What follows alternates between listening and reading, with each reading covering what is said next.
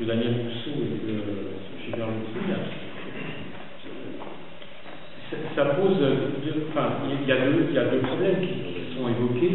Il y a le problème de la décentralisation, donc qui a accordé le pouvoir local à des grandes métropoles, et puis sur la négociation de libre-échange avec le Canada ou avec les États-Unis, on a une délégation de négociation par le biais de la Commission européenne. Donc fondamentalement, le seul point commun qui existe, c'est le problème de la démocratie. Donc moi je ne vois pas comment on peut répondre à cette question-là sur un plan purement technique, en disant on voudrait que ceci soit organisé comme cela. Je pense qu'il faut être d'accord pour dire que les solutions ne passent absolument pas par les modifications du comportement individuel.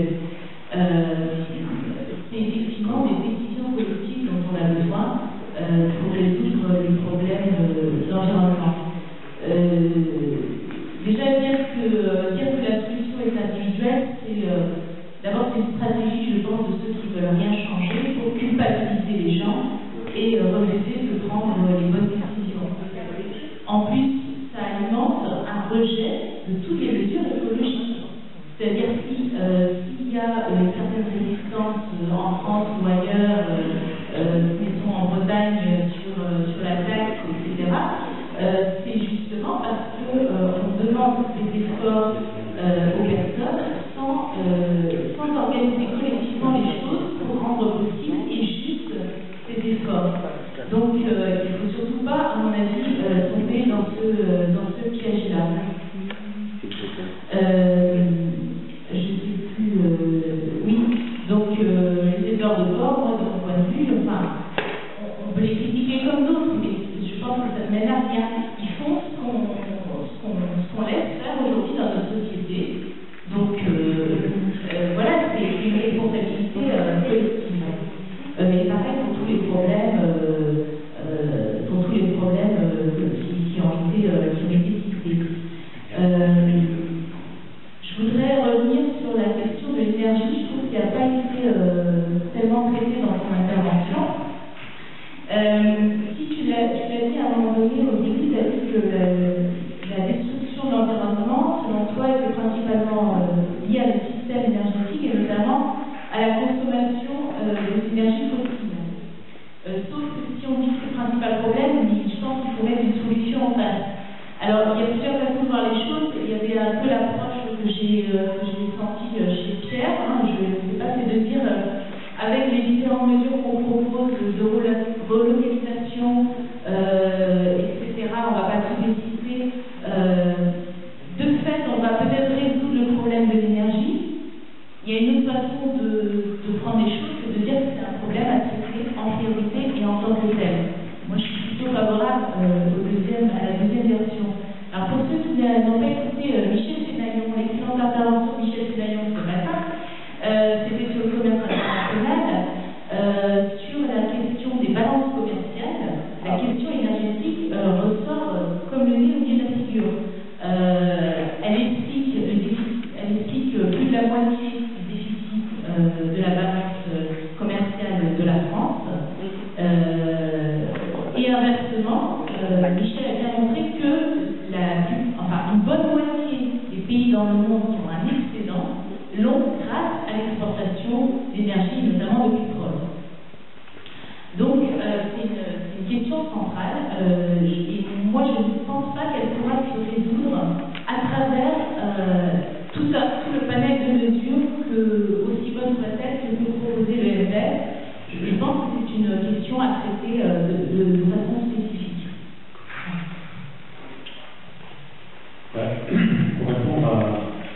Pour rebondir à l'interrogation de Viviane sur l'aspect énergétique, moi j'ai voulu simplement souligner que par rapport à la crise écologique, il y a des gens qui sont véritablement interrogés en disant mais est-ce que cette crise est liée à une surpopulation au niveau planétaire? Or, il semblerait que la plupart des analyses disent sur un plan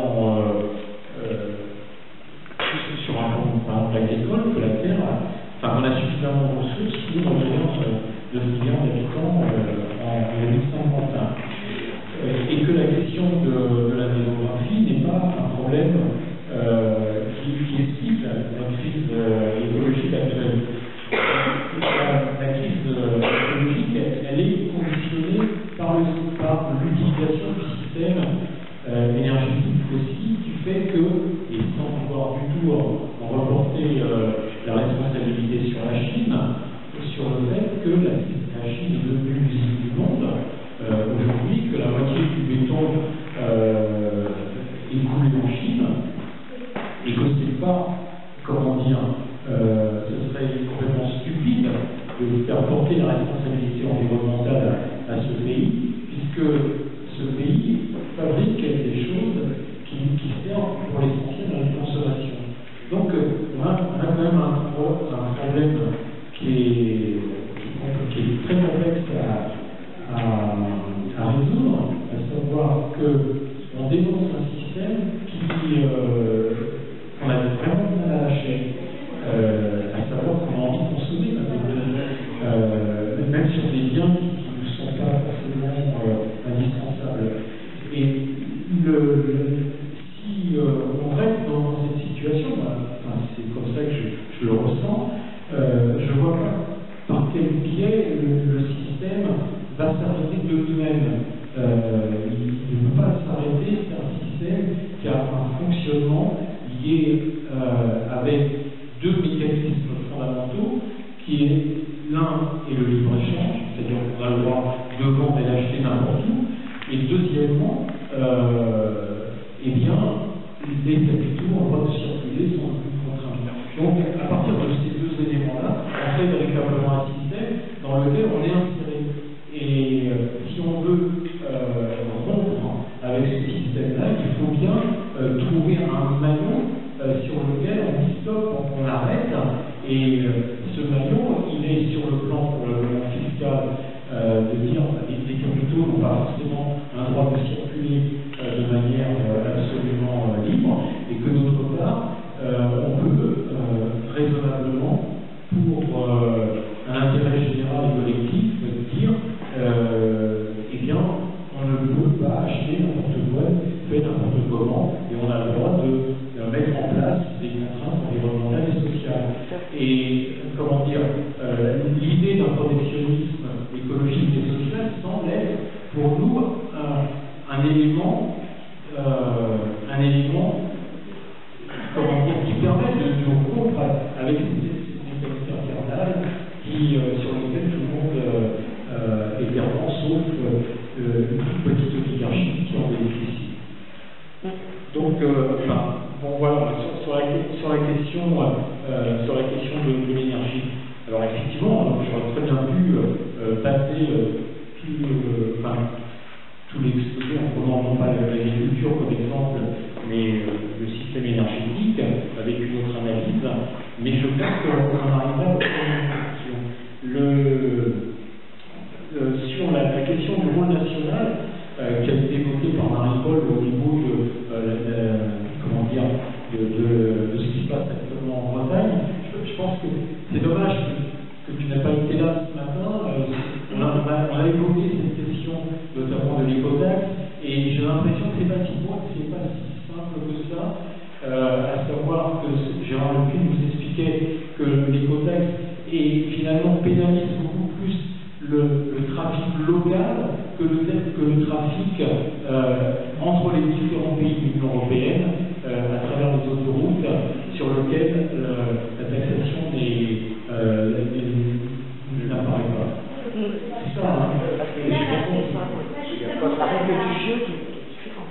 On envisage en ce moment, le gouvernement d'ailleurs envisage de lever l'écotaxe, enfin de ne pas l'imposer sur cette grande voie qui traverse la Bretagne. Donc de faire en sorte qu'elle échappe à cette. C'était la question qui était envisagée avant qu'il ait suspendu de manière indéterminable l'écotaxe. Apparemment, elle ne sera jamais appliquée.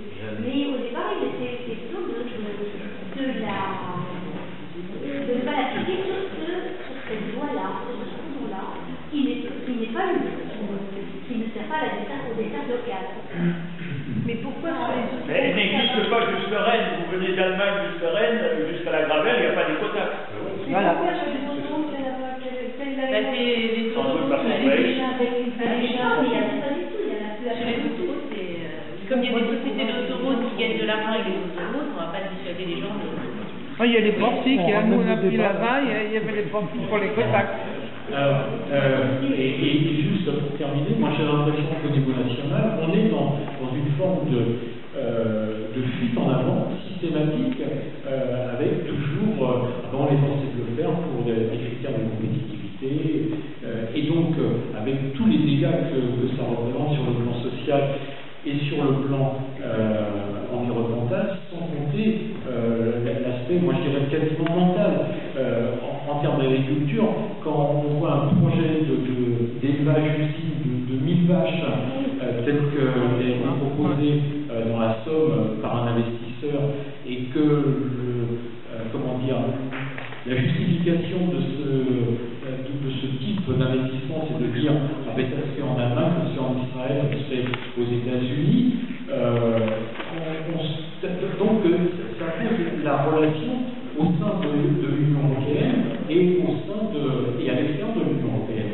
C'est-à-dire que si on veut avoir un certain projet politique pour notre pays, on est bien forcé de rétablir des règles du jeu qui